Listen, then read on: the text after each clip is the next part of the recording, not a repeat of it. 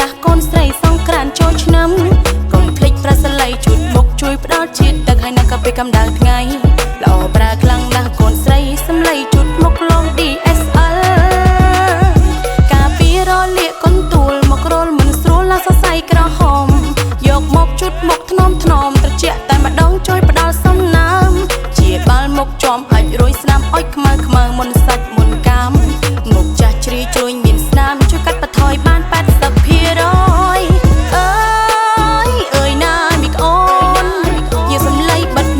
ធ្វើជាម៉ាំងក៏បានដែរកូនអើយណាមីកូន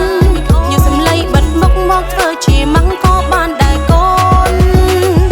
ប្រើត្រឹមរយៈពេលខ្លីតែ7ថ្ងៃឃើញពីប្រសិទ្ធភាពល្អប្រើខ្លាំងគ្មានគូប្រៀបនិយាយពីគុណភាពគឺល្អលេខ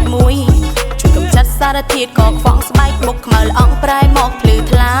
បញ្ហាមុខស្ដេចចង្កើតទុកប្រសំឡេងជូតមុខឡង DSL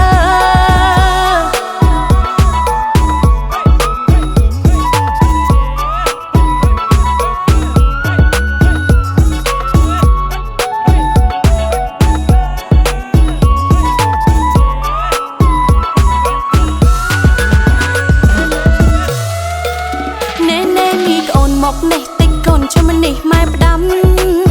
ដើរលេងហាថ្ងៃក្តៅណាស់កូនស្រីសង្ក្រានចូលឆ្នាំកុំភ្លេចប្រាស្រ័យជូតមុខជួយផ្ដល់ជាតិទឹកហើយនឹងកាពីកម្ដៅថ្ងៃល្អប្រើខ្លាំងណាស់កូនស្រីសម្លៃជូតមុខលង DSL ការពីរលាកកូនទួលមករលមិនស្រួលឡាសរសៃក្រហមយកមកជូតមុខថ្នមត្រជាក់តែម្ដងជួយផ្ដល់សំណើមជាបាល់មុខជាប់អាចរួយស្នាមអុចខ្មៅមុនសាច់មុនកាមមុខចាស់ជ្រីជ្រួញមានស្នាមជួយកាត់បន្ថយបាន80%អើយណាមីកូនយកសំឡេងបិទមុខមកធ្វើជាម៉ាំងក៏បានដែរកូនអើយណាមីកូន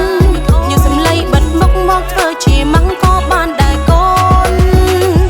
ប្រើត្រឹមរយៈពេលខ្លីតែ7ថ្ងៃឃើញពីប្រសិទ្ធភាព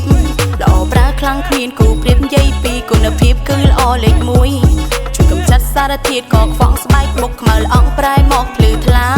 បញ្ហាមុខស្ដេចចង្កើតទុកប្រសំឡេងជូតមុខឡង DSL